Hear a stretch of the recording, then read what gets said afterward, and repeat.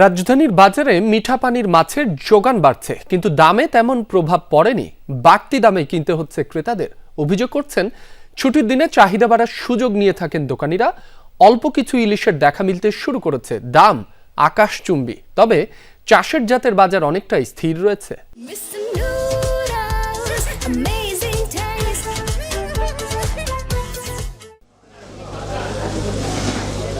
এখন দেশি মাছের মৌসুম। খাল বিল নদ নদীর পানি কমে যাওয়ায় মিলছে নানা জাতের সুস্বাদু মিঠা পানির মাছ। তাই বাজারে সরবরাহ বেশ ভালো, অথচ আশানুরূপ দাম কমছে না।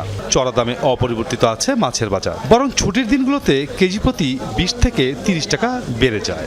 এখন তো খাল বিল নদী নালা পানি শুকাচ্ছে, মাছ অ্যাভেলেবল ধরা হচ্ছে, কিন্তু সেই সব মাছের দাম কমতেছে না। আপনি 1 কেজি পুঁটি মাছ কিনতে গেলেও আপনার 500-600 টাকা গুনতে হয়, 500 টাকার নিচে পাওয়া যায় না। আপনি কোনটা নদীর মাছ কিনতে গেলেও 1400-1300 টাকার নিচে কেনা যায় না। হাইব্রিডটা বেশি খাই, দেশিটা কম খাইতে পারি, তেমন পারি না। বাজার কম, অল্প বেতনে চাকরি করি।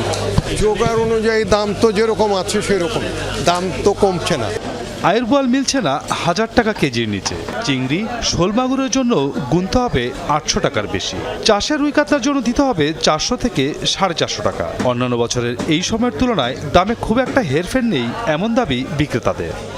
শনি একটু দাম 20-30 টাকা কেজিতে বেশি থাকে সবসময়। পাবদা মাছ বেচা 450 টাকা কেজি, এবার দেশি ট্যাংরা আছে বেচা 600 টাকা কেজি, গুলশা ট্যাংরা আছে বেচা 700 টাকা কেজি।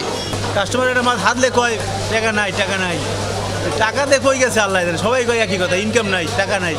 এই মৌসুম না হলেও অল্প কিছু ইলিশের দেখা মিলছে, তবে দাম আকাশ ছোঁয়া।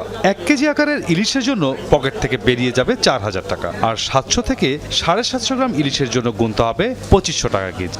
নদীতে মাছই নাই, খুব ভবিষ্যতে 2-1টা মাছ বড় মাছ 1 কেজি পাওয়া যায়। 900 গ্রাম, 800 গ্রাম, 700 গ্রাম এই সাইজ বেশি।